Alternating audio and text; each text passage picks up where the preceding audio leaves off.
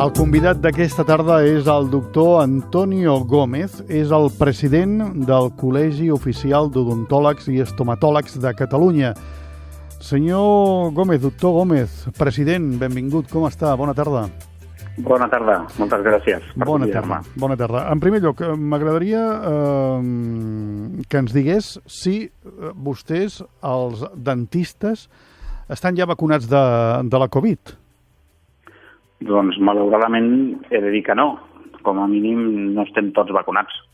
El dilluns a nosaltres se'ns va informar des del Departament de Salut que s'havia assolit el 69% de la vacunació de dentistes, personal auxiliar i higienistes, i encara queden dentistes per vacunar en primera dosis, estic parlant, ja no tan sols les segones dosis, que encara queden pendents, però de primera dosis encara tenim dentistes que no. Aproximadament uns 500-600 dentistes i 1.000 i escaig personal auxiliar que encara no han estat vacunats. I no estan vostès inclosos dins del personal de risc? Ho dic perquè, clar, vostès estan a centímetres de la boca de qualsevol persona. Sí, miri, nosaltres som molts, perquè som 6.000 dentistes a Catalunya, però a nivell d'estratègia de vacunació no signifiquem que som tants, com per no haver gestionat la vacunació d'aquest col·lectiu d'una manera més eficient.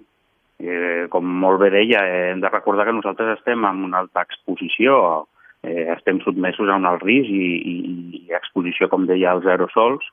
Per tant, sí que estàvem inclosos amb l'estratègia inicial, amb el grup 2, perquè érem tot el personal que treballàvem amb el pacient sense mascareta, i efectivament estàvem dintre d'aquestes prioritats de l'estratègia, però jo crec que el fet d'anar conjuminant col·lectius, com va decidir en el seu moment el Departament de Salut, ha fet que en algunes regions sanitàries no tinguem els dentistes ni el personal de les clíniques dentals vacunats.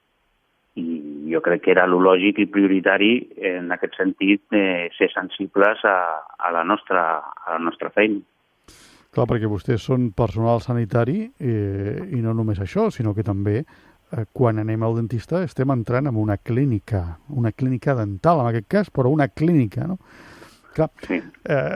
Suposo que el Departament de Salut els hi donarà una resposta el més aviat possible per poder vacunar les persones, els professionals de la sanitat que estan treballant en una clínica dental. Ens diuen que es van incrementant, que ara han rebut dosis de la vacuna Moderna, tot i que les xifres són públiques i les coneixem, és a dir, arriben 103.000, crec, dosis de Pfizer aquesta setmana, van arribar, i sembla que la setmana passada també, és a dir, jo, la veritat és que desconec, i des del col·legi nosaltres no hem pogut, i no és feina nostra en aquest sentit, gestionar això. Ha estat el Departament de Salut, però entenc que les diferències s'han donat en regions sanitàries on el ritme de vacunació, la veritat és que no ha estat eficient, com dic, perquè han deixat de banda aquest col·lectiu i ens diuen que a poc, que no és una cursa, però hem d'entendre que nosaltres el risc, com deia, que tenim és cada dia, en cada moment, cada vegada que estem treballant amb els pacients, nosaltres la gran majoria de vegades estem fent ús de tècniques que generen aerosols i que treballem, com deia, més de 15 minuts a un pam del pacient que no porta mascareta, és a dir, que nosaltres ens protegim molt bé, també és cert, i les clíniques dentals de fa molts anys hem après a protegir-nos enfront de totes les infeccions i la desinfecció dels espais i de les superfícies i de tot el que fem, però el risc zero no existeix.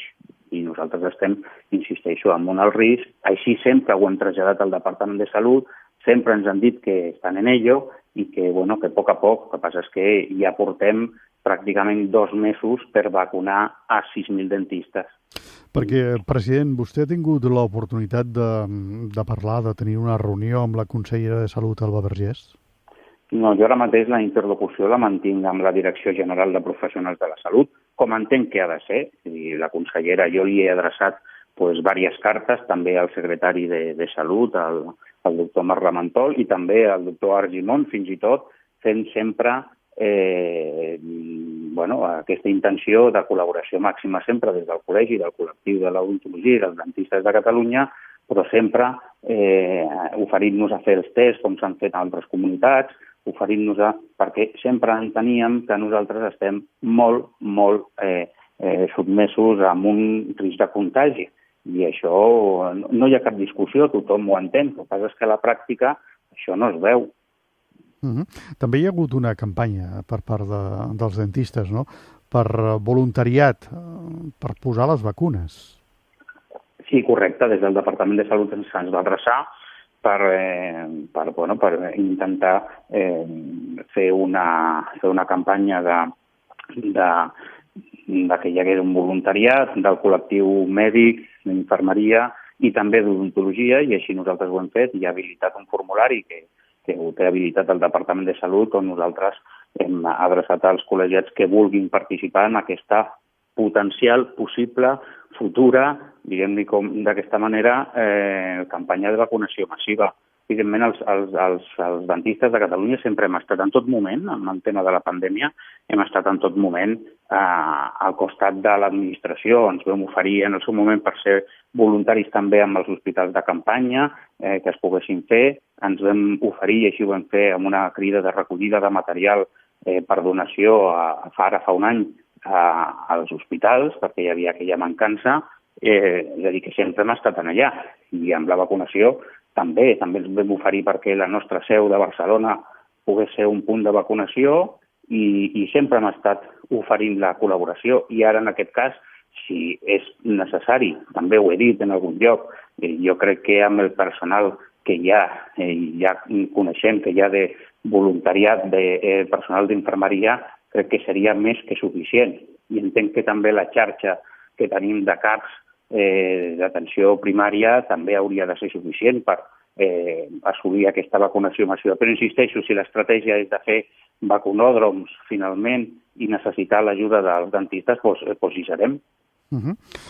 Parlem de les clíniques dentals i el Covid. Han tingut vostès, a banda dels protocols d'entrada a la clínica, adaptar-se a aquesta nova situació o, per al contrari, vostès ja prenien des de sempre totes les precaucions per evitar contagis de qualsevol tipus?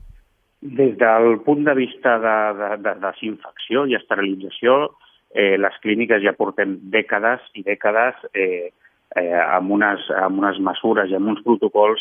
Hem de recordar que hem tingut també moments crítics, com per exemple amb la sida, o hem tingut moments crítics també històricament fa dècades amb la hepatitis B, etc. És a dir, que les clíniques dentals des de fa molts anys estan protocolitzades d'una manera que nosaltres treballem amb màxima seguretat. El que sí hem hagut de fer, sobretot, és adaptar-nos al tema dels espais. Per exemple, és evident, i ara ho entenem perfectament, que les sales d'espera no han d'estar plenes, que les visites s'han d'espaiar més, que nosaltres des del col·legi, a l'inici de, diguéssim, l'activitat més o menys normal, que es va aixecar la restricció de només atendre urgències i emergències al maig de l'any passat, sempre hem defensat una reobertura, una reentrada, diguéssim, a l'activitat tranquil·la, suau i pausada, com deia, amb una explotació, diguéssim, de l'agenda i dels espais, sí que és diferent de com ho veníem fent abans, és a dir, visites més llargues, menys gent a la clínica al voltant, menys gent a la sala d'espera, un cribatge previ telefònic. És a dir, aquí l'odontologia no podem teletreballar, però sí que hi ha una part molt important de cribatge telefònic, com per exemple per no atendre a un pacient que té sintomatologia de Covid. Clar, i han empitjorat, doctor, les malalties per la por d'anar a una clínica dental, per la por a ser contagiats de la Covid, perquè hem vist que hi ha malalties que sí que han tingut un empitjorament o un diagnòstic més tard de persones que no volien apropar-se a un servei d'urgències o d'emergències dels hospitals. Aquí ha passat també el mateix? Hi ha hagut un empitjorament de malalties bucodentals? En general hi ha hagut una deixadesa del que serien els tractaments bucodentals. Des del punt de vista de prevenció, durant l'últim any s'han deixat de fer segons quines visites de revisió, perquè la gent, jo crec que no ha tingut por d'anar a la clínica dental, perquè, insisteixo, de fa molts anys estem molt habituats i desinfectem tot i esterilitzem tot i la gent ha d'estar ben tranquil·la. En més carrera, fins i tot hem de pensar en sortir de casa. Ara mateix tenim una altra vegada el confinament comarcal. Els pacients que venen de fora sempre tenen el dubte de si es poden o no es poden desplaçar. Es poden desplaçar. Si cal fer una certificació es fa, si cal fer un paper, un comprovant o un registre de la cita, doncs es fa perquè es puguin desplaçar, però sempre hi ha hagut, entenc jo, que socialment, no només anar al dentista, sinó deixar de fer segons quines coses, i això, el problema és que molts tractaments, com molt bé deia, s'han demorat, i això és el que no hauríem de permetre, perquè amb la salut bucodental hem d'entendre que mai millora. Al contrari, una càries s'anirà fent més gran, hi haurà una afectació del nervi, el tractament es complicarà, s'haurà de fer un tractament de nervi o s'haurà d'extreure la pesa, és a dir, no tindrem una millora, ens al contrari. Llavors, el que ha d'entendre la gent és que no hi ha cap justificació, ni tan sols de perimetral ni de confinament com per no anar al dentista, evidentment, si es té un problema.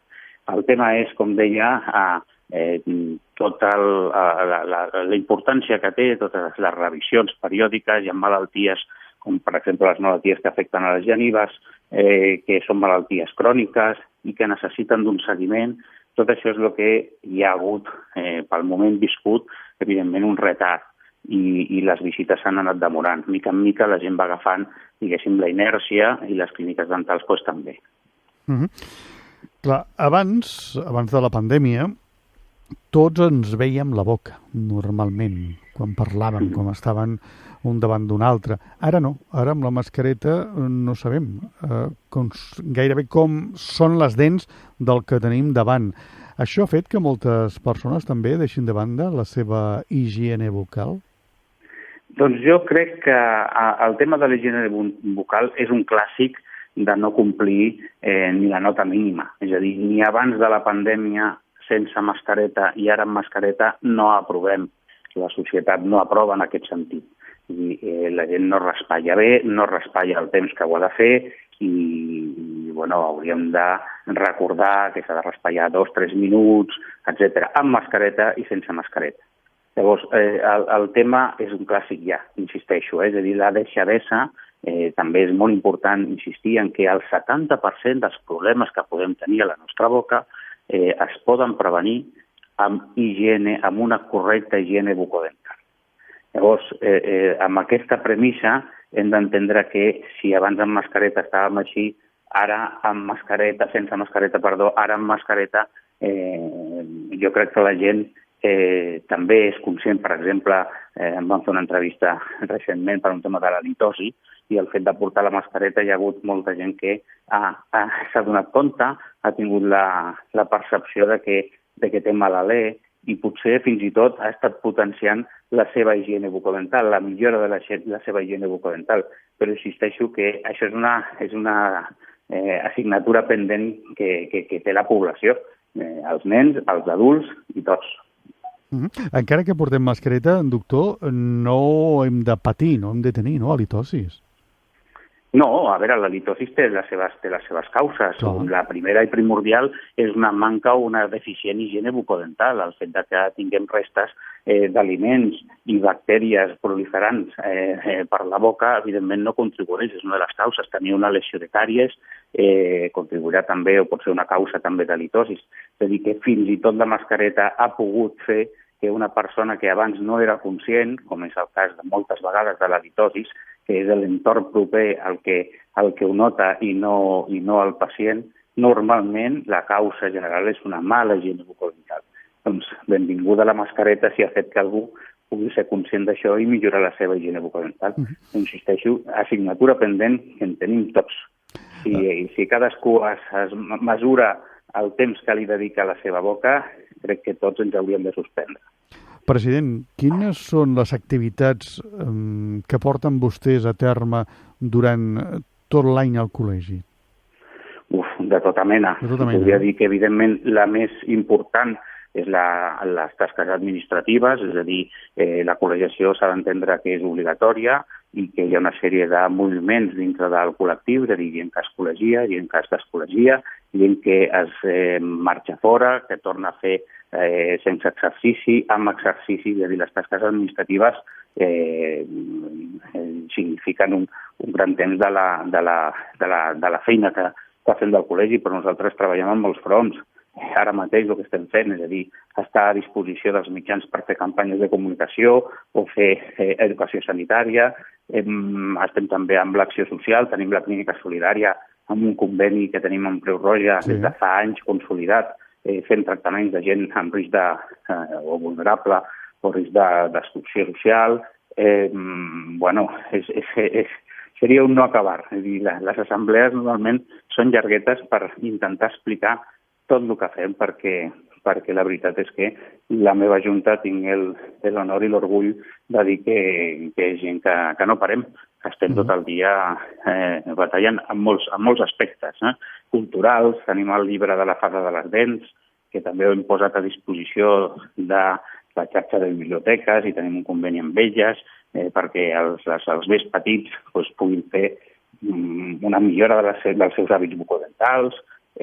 També tenim tota la part jurídica, és a dir, lluitar contra pràctiques d'intrusisme o pràctiques que no siguin correctes, tota la part de l'ètica professional i deontològica, és a dir, vetllar perquè els tractaments que es fan als pacients siguin els correctes i estiguin ben fets, etc. Quins consells donaria vostè com a president a aquelles persones que han d'escollir una clínica dental? Ho dic perquè, malauradament, els darrers anys, els darrers mesos, hem conegut notícies, han saltat els titulars de clíniques franquícies, sobretot, que han tingut que tancar o que han tancat i han deixat a moltíssima gent amb tractaments pagats i el que és encara pitjor, amb tractaments a mitges. Quins serien els consells per escollir una bona clínica dental? Doncs escollir una clínica on no hi hagin descomptes miraculosos o ofertes del 2x1 o apúntese usted hasta hoy o firme usted, si no me firma el contrato o no m'accepta el pressupost, pues no li puc fer aquesta oferta. És a dir, les pràctiques que feia Idental, on ha caigut, diguéssim, víctima molta gent. Per què? Pues jo he de recordar, ara ho podem dir, què és el que feien, és a dir, pressupostos altíssims que després oferien un descompte del 90% i aquestes ofertes tan escandaloses ens haurien de fer sospitar que darrere hi ha un concepte més de màrqueting, més de gestió empresarial i no pas d'un servei sanitari, un servei de salut bucodental com és el nostre. I les ofertes aquestes i la publicitat enganyosa ens haurien ja de posar en alerta. És a dir, crec que hauríem d'entendre què és el que ha passat. El 2016 va tancar les clíniques Fanident. Aquelles clíniques, una de les publicitats que feien eren 10 anys de garantia. I clar, quan veiem aquest tipus de publicitat, ens han de posar en alerta.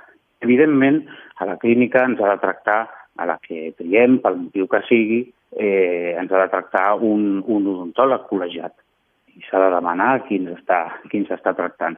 I hem de pensar que el responsable dels tractaments és el dentista, amb qui, diguéssim, ha de fer cas és el dentista. També hem vist que hi ha clíniques on és un comercial el que elabora plans de tractament.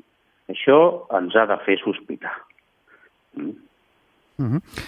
Clar, i aquelles persones que s'han quedat a mitges amb un tractament pagat, què és el que poden fer a banda de denunciar, evidentment? Bueno, en el seu moment, quan ha passat amb les clíniques Idental o ara recentment també amb Dentix, que la situació ara mateix realment no se sap perquè l'ha comprat un altre grup, però el que han de fer els pacients que es puguin veure afectats per aquesta situació és d'entrada denunciar. Normalment hi ha un contracte de finançament i el que s'ha de fer és denunciar aquest contracte per deixar d'abonar les quantitats pendents. En el cas que ja s'hagi adelantat o s'hagi abonat la quantitat del tractament, bé finançat o bé no finançat, també s'ha de denunciar. I, malauradament, no els hi queda un altre a aquests pacients que anar a una altra clínica dental, intentar aprendre la lliçó de no deixar-se entabanar, de no deixar-se... nosaltres vam fer una campanya fa molts anys que era el no piquis, és a dir que, escolta, els descomptes en camises, amb pneumàtics, amb qualsevol altre producte els puc entendre i entenc la llei del mercat, però l'odontologia, la salut bucodental no ha d'estar en aquest nivell del mercat de l'oferta, del 2x1, del regalo, és una cosa que es desvirtua. La relació que ha de tenir un pacient amb el seu dentista és de confiança. I aquesta publicitat no està regulada, no està prohibida? Bueno, en aquest sentit, la llei de publicitat ara mateix porta anys, però ara mateix està pendent de que finalment s'aprovi una modificació, on es reguli més, perquè és molt laxa. La llei de publicitat que tenim actualment és del 1996. Llavors, és una llei de publicitat que hem d'entendre que ha canviat moltíssim. Això normalment passa que les lleis no estan adaptades al temps real, no? Però aquesta realitat al sector li afecta molt, perquè tots podem recordar que hi havia gent que feia anuncis amb famosos, això es va denunciar, finalment es va aconseguir que no es pogués fer, però, insisteixo, la llei de publicitat és massa laxa. És a dir, amb el tema de publicitat sanitària hauria de ser bastant més estricta del que tenim. I portem anys, com a mínim jo des que soc president, estem intentant que per un costat o per l'altre hi hagi aquesta modificació i, insisteixo, ara està pendent, està en últim tràmit, de que finalment es pugui aconseguir, que estigui més limitat. Mentre es pugui fer una sèrie de publicitat enganyosa, amb regals, amb ofertes, parlant d'un servei sanitari, mal anem. En el moment que això es talli, ja no serà un negoci per fons d'inversió o per fer màrqueting o per fer business i negoci amb l'odontologia. És així. Molt bé, doncs, president, doctor Antonio Gómez, moltíssimes gràcies per haver estat amb nosaltres aquesta tarda. Gràcies. Gràcies a vosaltres. Gràcies. El doctor Antonio Gómez és el president del Col·legi Oficial d'Odontòlegs i Estomatòlegs de Catalunya. Arribem a les 3 de la tarda, posem el punt i final. Que tinguin tots vostès un bon cap de setmana.